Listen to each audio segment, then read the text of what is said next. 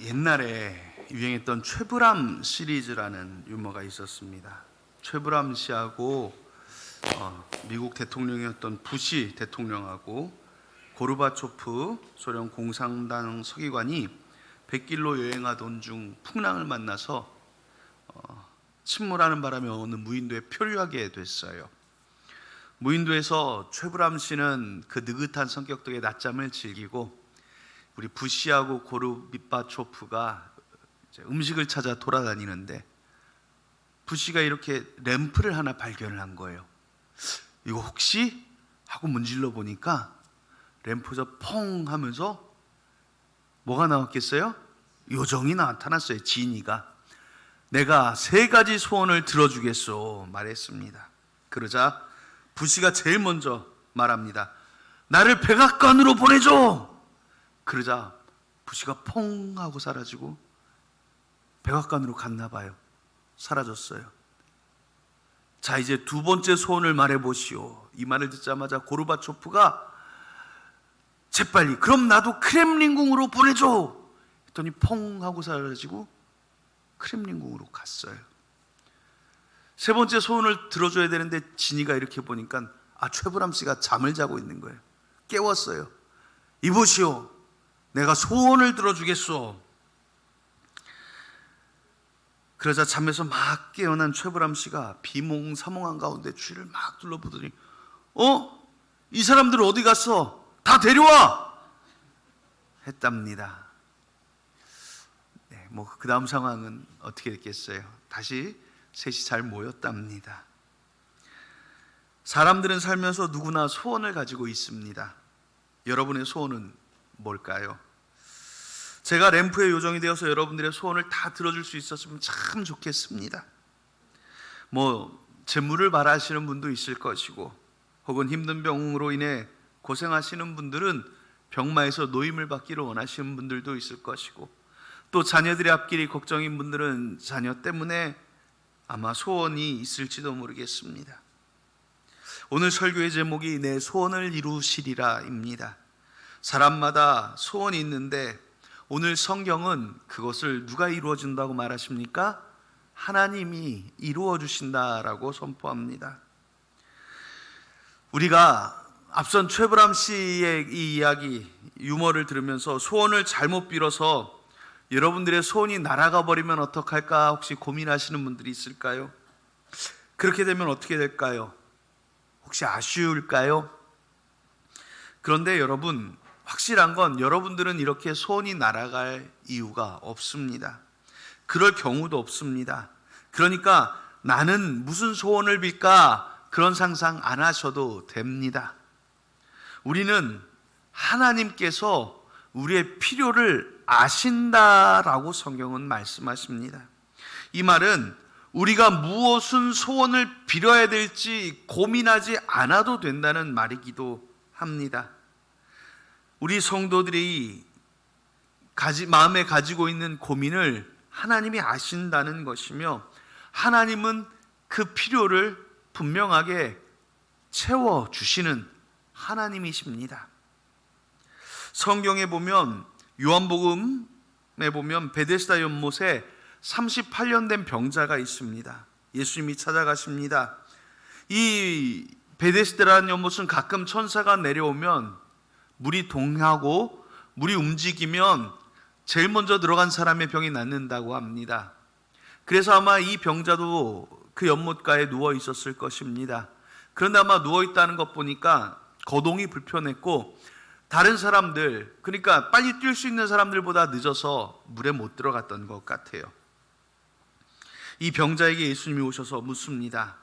사람의 필요를 아시는 예수님께서 이 38년 된 병자에게 뭐라고 물으시냐면요, 간단합니다. 네가 낫고자 하느냐? 확실하죠. 그런데 이 병자가 예수님께 뭐라고 대답하시는지 아십니까? 동문서답이라고 하죠. 예수님은 그 사람의 소원을 물으셨습니다. 낫고 싶으냐? 물으셨습니다. 그런데 이 사람의 대답은 뭐냐면, 물이 동할 때, 물이 움직일 때 나를 옮겨줄 사람이 없습니다. 라는 대답을 해버립니다. 좀 놀려 해석하면 누가 나를 저기 넣어주기를 원한다는 말인데, 지금 자기 앞에 있는 이 예수님께서 무엇을 하실 수 있는지 몰라서 하는 말 같습니다. 여러분은 어떻습니까? 예수님이 누군지 잘 아시죠? 대답이 없어요. 예수님 모르세요? 우리 사랑하는 성도들은 예수님이 누군지 다 잘 아시죠? 네, 그래요. 다 잘 아십니다. 두려워하지 마세요. 우리 예수님은 하나님이십니다. 우리가 다 잘 알아요. 그런 예수님이 낫게 해주시려는데 이와 같이 엉뚱한 간구를 하면 어떻습니까? 이상하지요. 어리석기 그지없습니다. 그런데 예수님은 어떻게 하십니까? 이 38년 된 병자의 동문서답에도 개의치 않으십니다. 네가 낫고자 하느냐? 나를 물에 넣어줄 사람이 없어요. 예수님이 뭐라고 하십니까? 예수께서 이르시되 일어나 네 자리를 들고 걸어가라. 그냥 고쳐주십니다. 그렇습니다. 우리 주님 예수님은 우리의 모든 것을 아시는 하나님이십니다. 주님은 우리를 잘 아시기에 우리에게 있어야 될 것, 필요할 것을 아십니다. 이 사람이 간구한 대로라면, 야 베드로야 여기서 한 달만 있어봐. 그리고 저 물이 움직이면 이 사람 좀 갖다 집어 던져놓고 네가 와. 이게 우리가 원한 대답입니까? 예수님은 그렇지 않았습니다.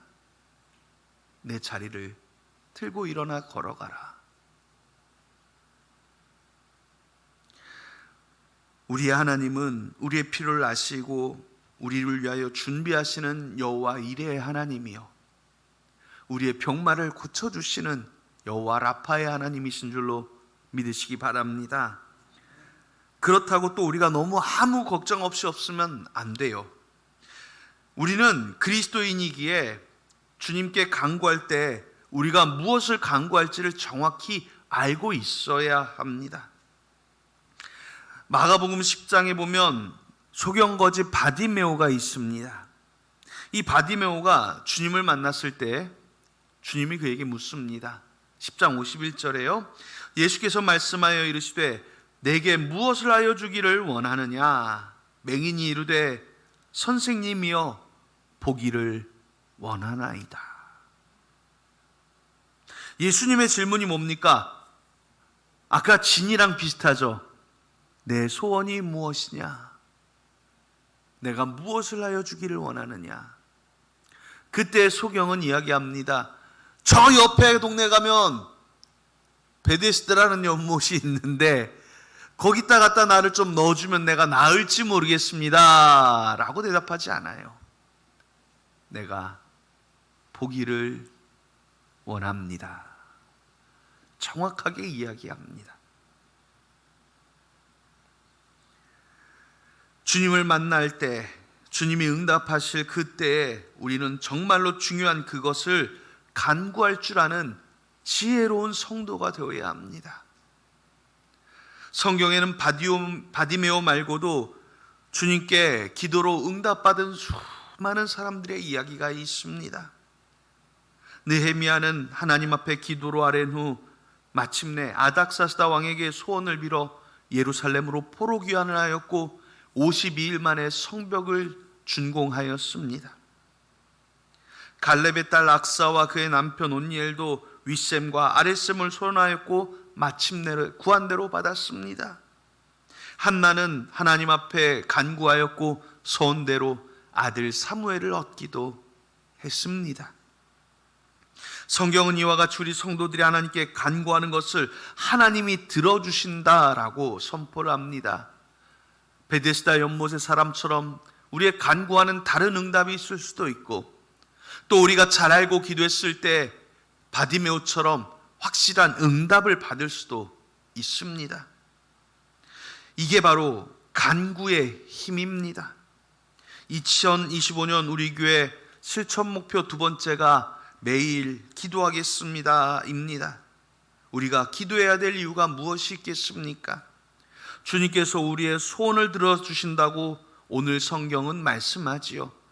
시편 37편 4절 말씀을 봅시다. 또 여호와를 기뻐하라. 그가 내 마음의 소원을 내게 이루어 주시리로다. 아멘. 하나님을 기뻐하는 성도들의 소원을 하나님이 귀 기울이고 계신 거예요. 듣고 계십니다. 2025년 우리 모두가 기도를 작정하는 성도들 되기를 바랍니다. 새벽 기도에 나가기로 작정하십시오. 지금까지 안 나갔습니까? 목사님, 전 새벽잠이 많아요. 새벽잠 없는 사람이 어디 있습니까? 나이 드신 분들 빼곤 다 새벽잠 있어요. 죄송합니다. 제가 목사님들 얘기를 좀 할게요. 목사님들이요 하는 말씀이 뭔지 아세요? 새벽 기도만 없으면 목회할 만하대요. 그게 목사님들이 하시는 말씀이에요. 뭐 목사님들이하고 새벽잠이 없어서 새벽 기도합니까? 아니에요. 기도하기로 작정하였기에, 주님께 매달리기로 작정하였기에 하루에 내가 정한 시간 주님 앞에 그 새벽을 열고 기도하고 간구하는 것입니다. 물론 여러분들 집에서 골방 기도하시는 것도 좋습니다만 혼자 기도하는 거 힘들어요. 나오셔서 찬송하고 말씀에 은혜 받고 기도의 목표를 가지고 함께 기도하는 것이 중요합니다. 사랑하는 여러분, 우리 예본의 성도들은 새해 주님께 기도하고 응답받는 축복받은 성도들이 되시기를 예수님의 이름으로 축원합니다. 모두 다 기도하셔야 되는 거예요. 오늘 본문은 이런 성도들이 응답받기 위해서 하지 말아야 될 것과 해야 될 것을 우리에게 몇 가지 이야기해 주십니다. 그게 바로 소원을 이루는 비결이겠지요. 첫 번째로 소원을 이루기 위해서 우리는 불평과 시기를 하지 말아야 합니다. 1, 2절 말씀 보세요. 악을 행하는 자들 때문에 불평하지 말며 불의를 행하는 자들을 시기하지 말지어다. 그들은 풀과 같이 속히 배임을 당하며 푸른 채소같이 쇠잔할 것이미로다. 여러분, 누에 고치 아세요? 고치, 누에. 누에는요, 자기 입에서 나오는 실로 집을 만들고 그 안에서 삽니다. 이처럼 사람도요, 자신의 입에서 나오는 말로 자신의 삶을 좌우하게 됩니다. 감사, 찬양의 말 대신에 불평과 원망을 하는 성도, 시기하고 질시하는 성도는 불행한 삶을 사는 것입니다. 우리가 불평을 그치고 감사의 말과 감사의 삶을 살아야 될 이유는 너무도 많습니다. 민수기 21장에 호르산에 이른 이스라엘 백성들이 길도 험하고 물이나 식물도 제대로 없고 하늘에서 내리는 만나밖에 없으므로 불평을 합니다. 하나님과 모세를 원망했습니다. 민수기 21장 6절에 백성이 하나님과 모세를 향하여 원망하되 어찌하여 우리를 애굽에서 인도해내어 이 광야에서 죽게 하는가? 이곳에는 먹을 것도 없고 물도 없도다. 우리 마음이 이 하찮은 음식을 싫어하노라. 이 하찮은 음식이 뭔지 아세요? 만나예요. 하나님이 하늘로서 내려주신 그의 조상들도 먹어본 적 없고 그의 후손들도 먹어본 적 없는 신령한 만나를 먹으면서 하나님의 은혜를 매일매일 체험하면서 하나님의 기적을 맨날 누려가면서도 이 사람들의 눈에는 원망과 불평거리밖에 안 보이는 겁니다. 이때 하나님은 이 일로 인하여 이스라엘 가운데 불뱀을 보내셨고 불뱀에 의해 이스라엘 백성들이 물려 죽게 됩니다. 얼마나 가슴 아픈 일입니까? 은혜 중에 살면서도 불평하고 불만이 가득하니 그 삶이 행복할 이유가 없습니다. 또한 우리 하나님은 이런 불평과 원망을 미워하십니다. 왜냐하면 불평과 원망의 태도는 불신앙의 태도이기 때문입니다. 축복 대신 재난을 불러오는 행위가 됩니다.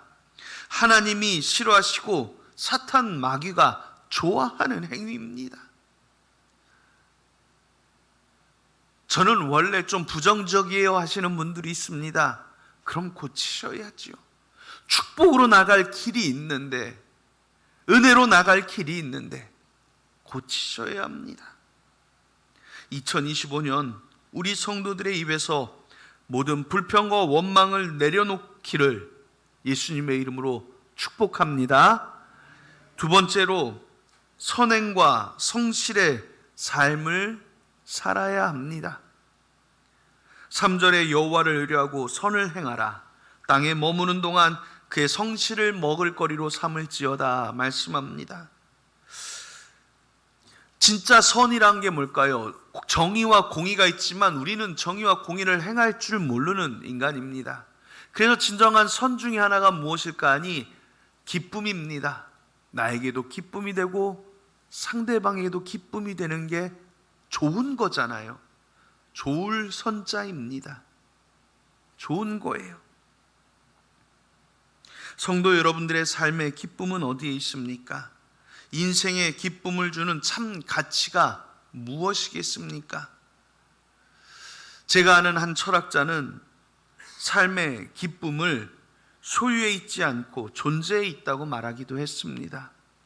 즉, 이 존재 하나하나, 즉 우리 사랑하는 예분의 성도들 하나하나가 어떤 사람이에요? 기쁨의 근원이 되는 겁니다.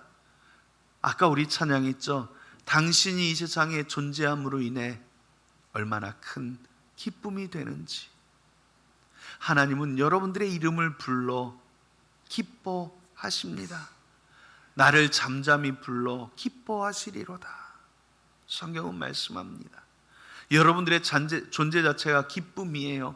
그러므로 우리는 이 기쁨을 서로 나누어야 합니다. 내 옆에 있는 사람이 내게 기쁨이 되도록 그 사람과 나누고, 은혜를 나누고, 사랑을 나누고, 찬송을 나누고, 기도를 나누고, 함께 예배하며 살아가는 것입니다.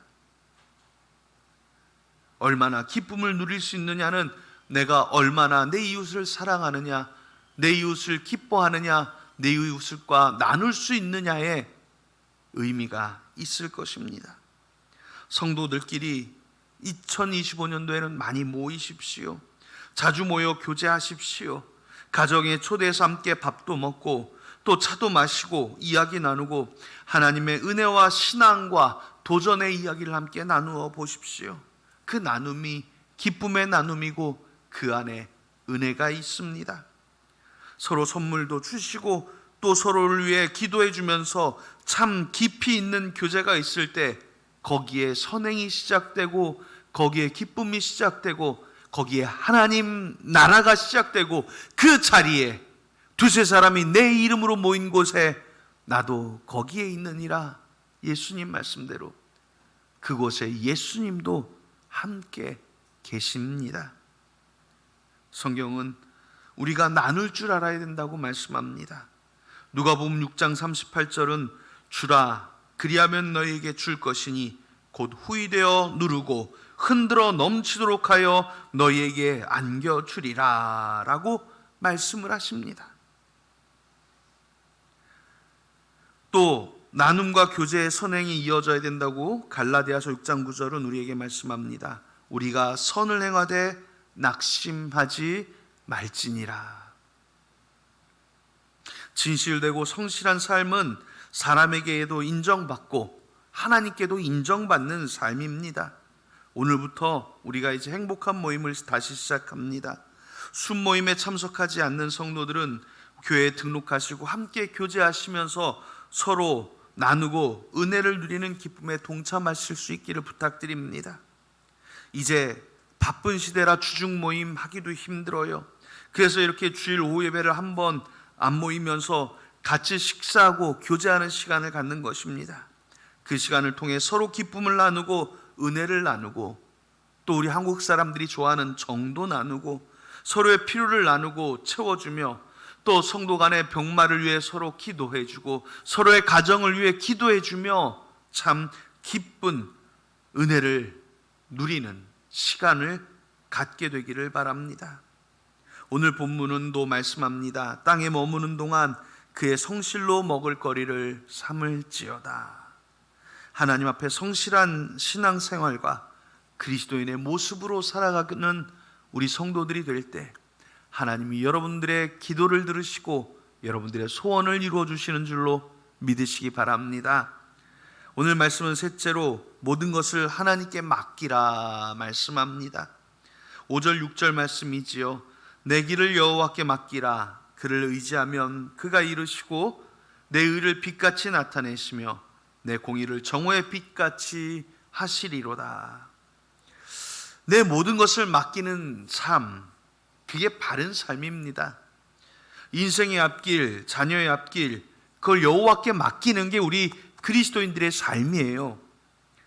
성경은 우리에게 맡김에 대해서 많은 말씀을 주셨습니다. 잠언 16장 3절은 너의 행사를 여호와께 맡기라 말씀하셨습니다.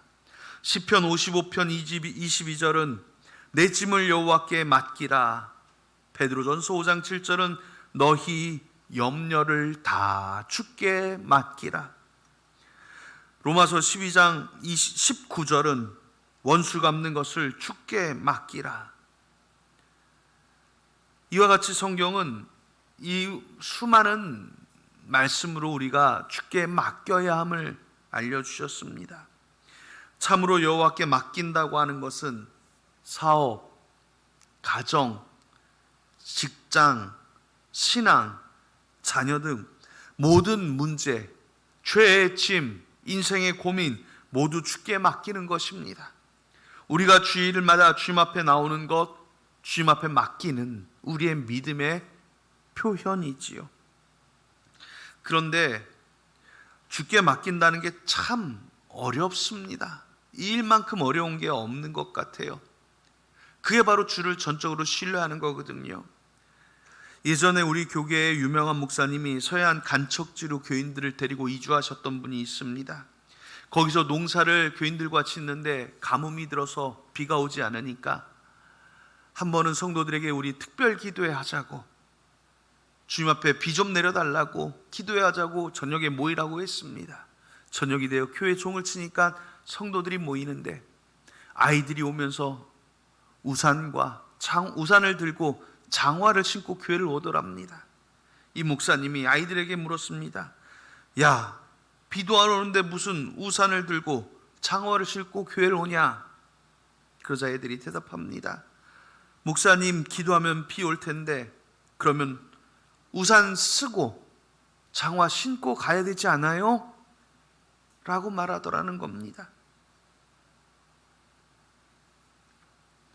주께 맡기는 게 이렇게 어렵습니다. 우리는 기도하면서도 응답받는다고 생각하면서도 그게 실제로 이루어지면 놀랍니다. 진짜로? 진짜 이게 된다고? 이게 우리의 믿음 수준입니다. 여러분, 다 주께 맡긴다는 것은 전적으로 주를 신뢰하는 것입니다.